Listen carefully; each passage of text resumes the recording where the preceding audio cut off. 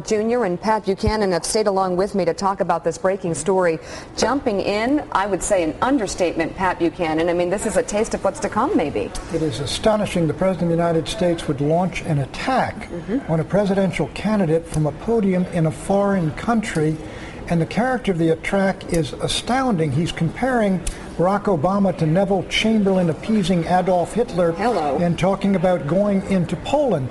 And what makes it particularly astonishing is George Bush himself negotiated with Gaddafi's Libya in order to get them to give up their nuclear program, and Gaddafi was behind Pan Am 103.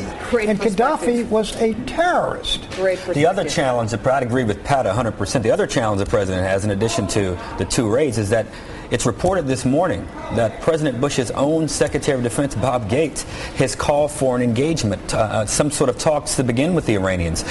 So evidently, the politics of the moment trumped his own policy and trumped what all know is a long-standing policy. You don't attack presidential candidates or presidents on foreign soil. From the Knesset in Tel Aviv, George Bush is campaigning for John McCain in Broward, Palm Beach, and Dade County, frankly, which is a heavily Jewish community in a swing state. And if that in that community would be horrendously upset. And if you compare Barack Obama's statements to not appeasement of the Nazis, I mean, that is very pointed, and it is astonishing. The other challenge President Bush has is that we've had 8 years of his administration. This kind of fear-mongering and this kind of campaigning, we've seen it twice before. The problem we have now, he has now is that he has to show results for that language.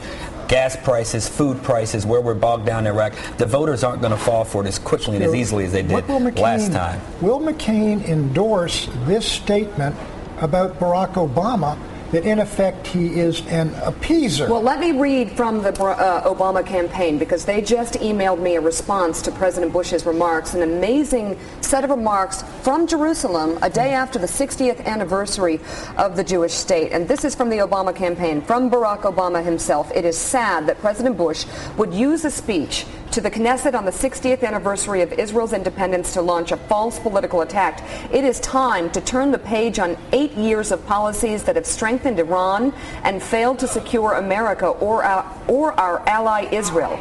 Instead of tough talk and no action, we need to do what Kennedy, Nixon, and Reagan did and use all the elements of American power, including tough, principled, and direct diplomacy, to pressure countries like Iran and Syria. So we've got Barack Obama firing back. It is important to point out that the approach used by President Bush and his administration over the last 6 years has actually strengthened Iran.